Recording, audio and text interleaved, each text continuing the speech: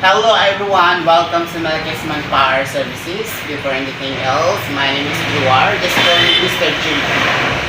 Andito ako ngayon para mag-vlog ng aming job hiring. So, urgent hiring po ito.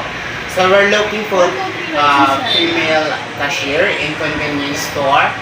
Qualification, female 18 to 27 years old with pleasing personality, good communication skills, can also speak basic English, and also a slim. No visible tattoo and also a single one, willing to be signed in Binondo area.